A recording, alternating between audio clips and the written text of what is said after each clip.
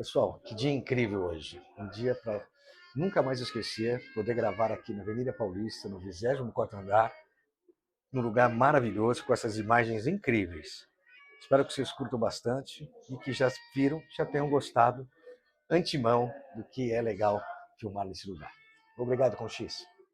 Pessoal, e agora vou entrevistar uma dama, Ana Maria Sodré. Essa mulher é incrível, uma empreendedora, uma jornalista, uma escritora, que aos 62 anos não para de se reinventar. E ainda mais, faz atividade física, não para. E um segredo, vai casar com um amigo, hein? Ana, seja muito bem-vinda Muito aqui, é um obrigada. prazer receber aqui no Prazer é Homens e todo Mulheres meu. de Prata. Eu quero saber tudo, porque inclusive você me fez um desafio de jogar beach tênis e eu aceitei, mas eu vou. Sim, Mas mas nada de dar 7, né, livre, né? Vamos sério? no sério. Não, não vou não. Não. Eu tenho que largar pelo menos um 7 na frente. É? É, Tá bom, o desafio tá é bom. melhor para mim.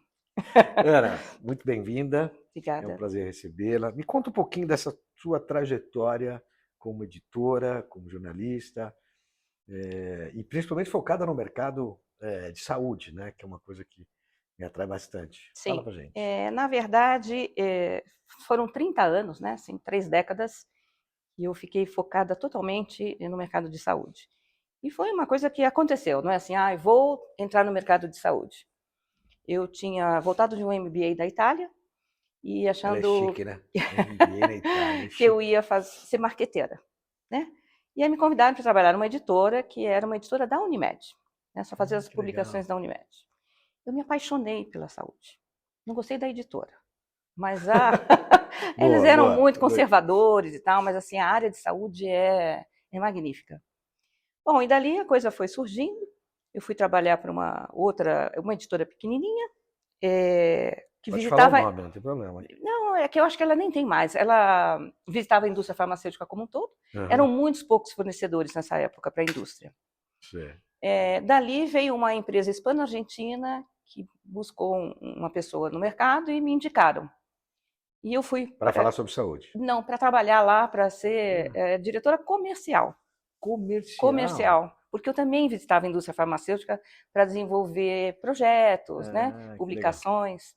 E eu Bacana. aceitei o desafio. Não só aceitei o desafio, como essa pessoa que me convidou acabou sendo meu marido, pai do meu filho e meu sócio. Uau!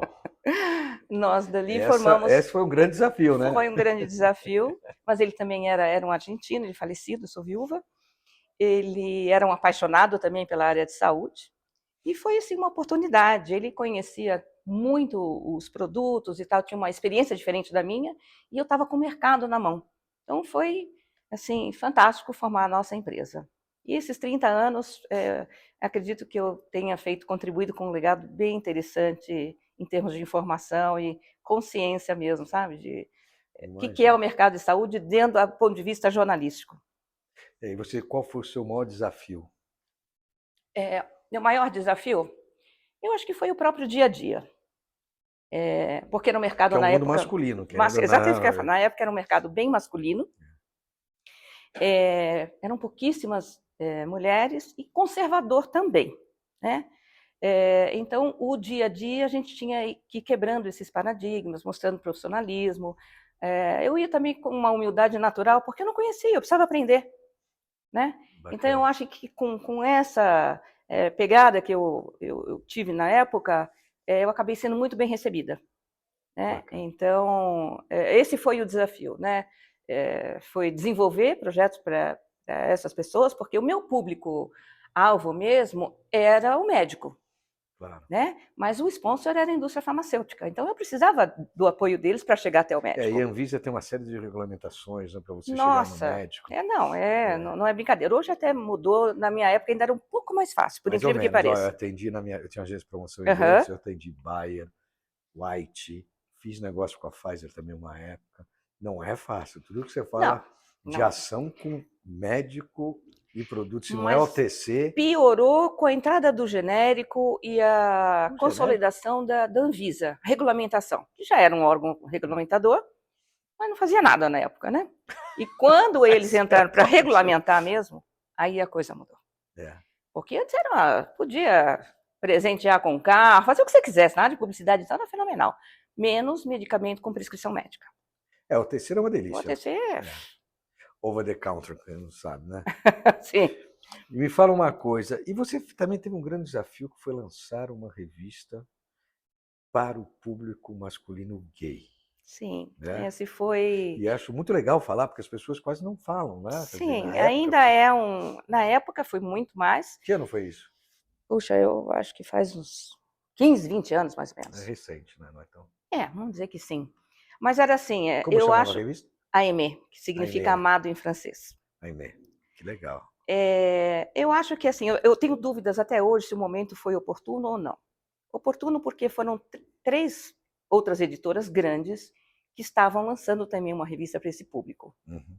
Né? O meu público era o gay masculino, mas era o mais já maduro, né? O que já estava... Uns 50 a mais. mais ou menos 40, 50 a mais. Nossa geração prateada. E é isso, linda. E tinha a editora Abril, que estava com uma revista para o público mais juvenil, e a Globo, que ela declinou depois, com uma revista que era uma mistura entre um e outro.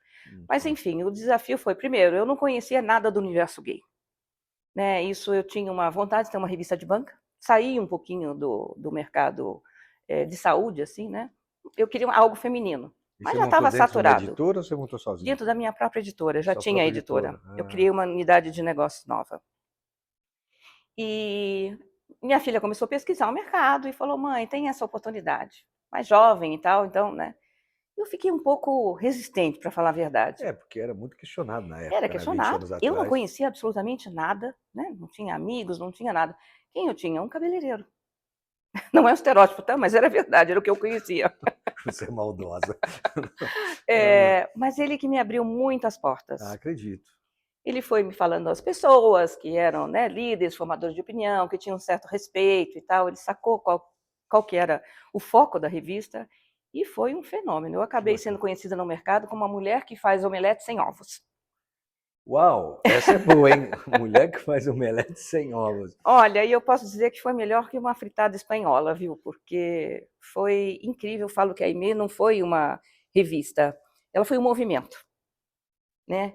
Com Porque certeza. É uma bandeira, né? eu dei abertura, né? Para mostrar esse público, né?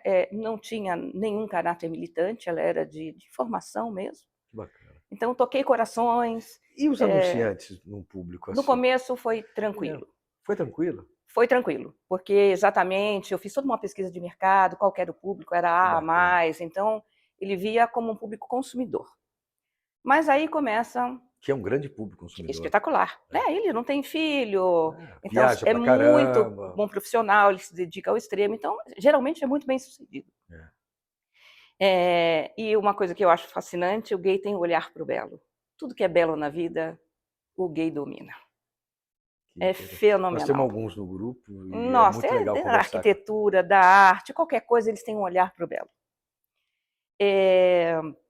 E aí começou a publicação e os patrocinadores começaram a falar: putz, eu não queria linkar a minha marca só ao público gay, vamos voltar só a anunciar, porque alguns eram já anunciantes meus, amigos, né, que deram esse apoio. Alguém vem, né, começa a meter o pau. E não quero... E assim, o mais incrível é que entre eles mesmo existia uma resistência e um preconceito. É mesmo? Né? Pessoas que estavam à frente de um negócio, que eram gays, não queriam vincular a marca deles ao universo gay.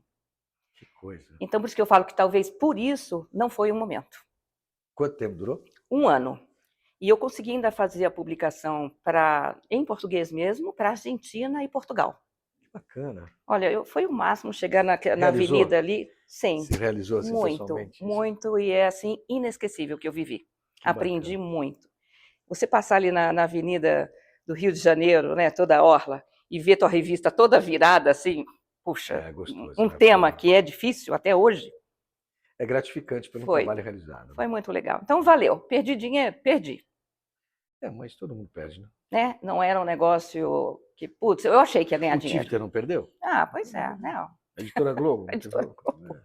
Não tem jeito. Enfim, faz parte, Não tem né, jeito. do negócio. Até que você perdeu um pouquinho. Pensa bem. Perto deles, não tem nem comparação. E quando é que você deixou a vida de gráfica, né? Quer dizer, de Aham. editora, e foi para o M&A? Como é que foi essa Na costura? verdade, eu nunca deixei de ser editora, porque eu continuei a fomentar conteúdo, né?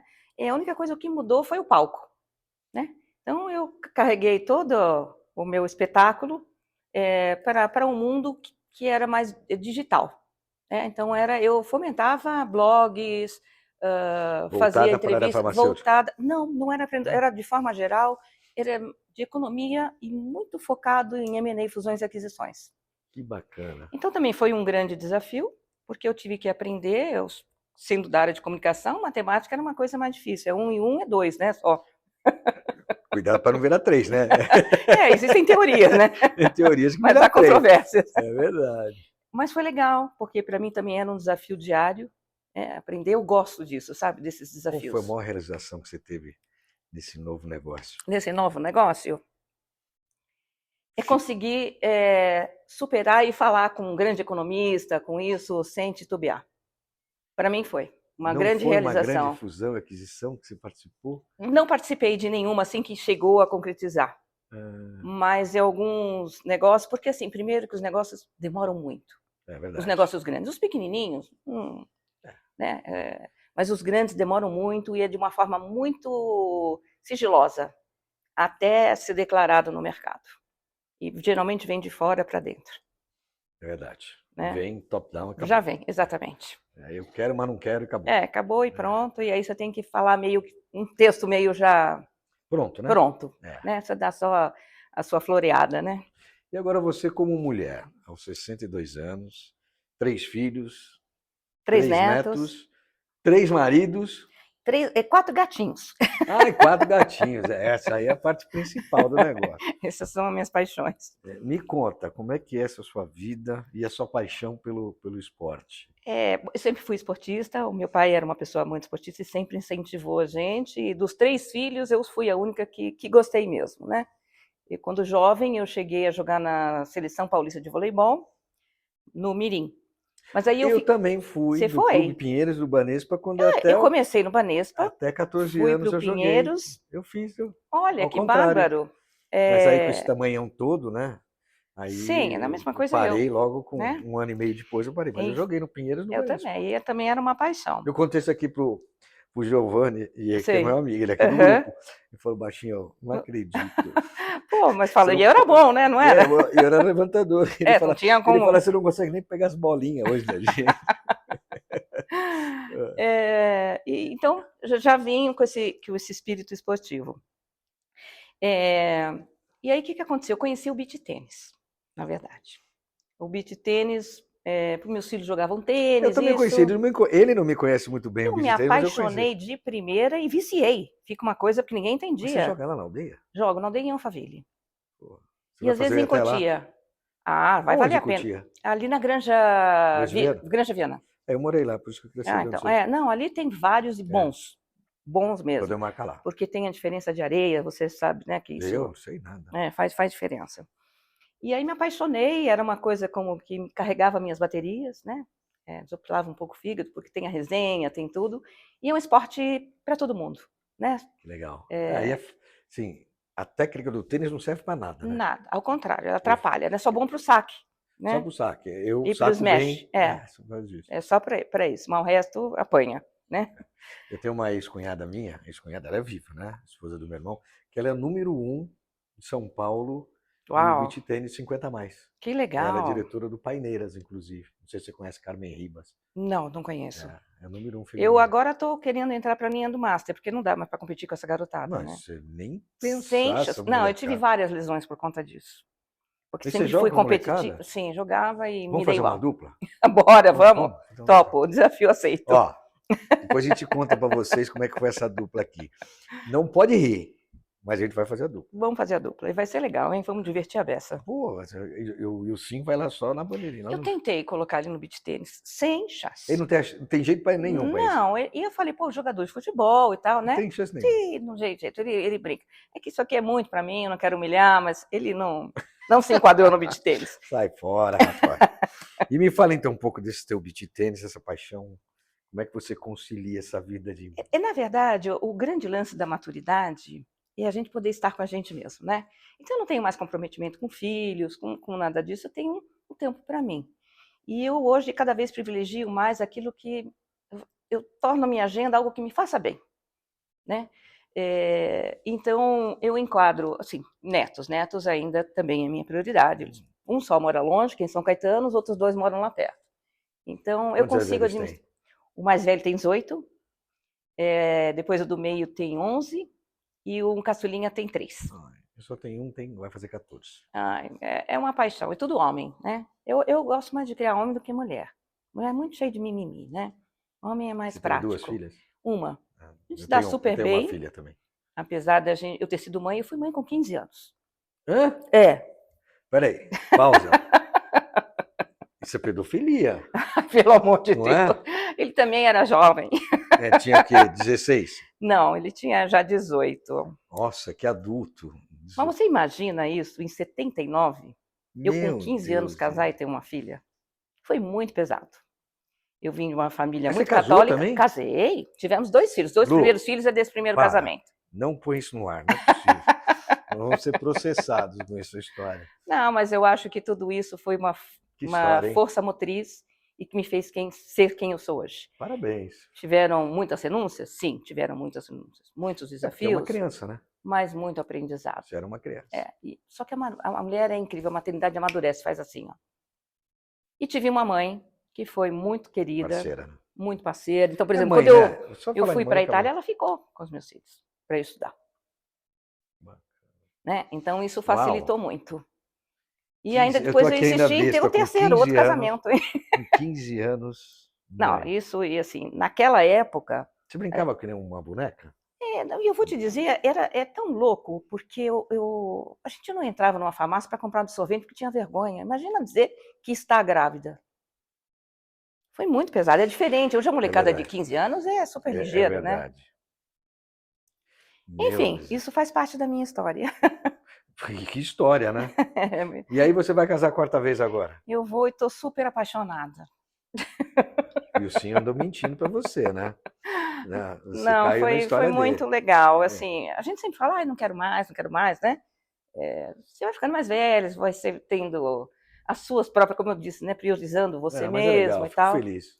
Mas encontrei uma pessoa que tem muita coisa em comum, muito legal, sabe?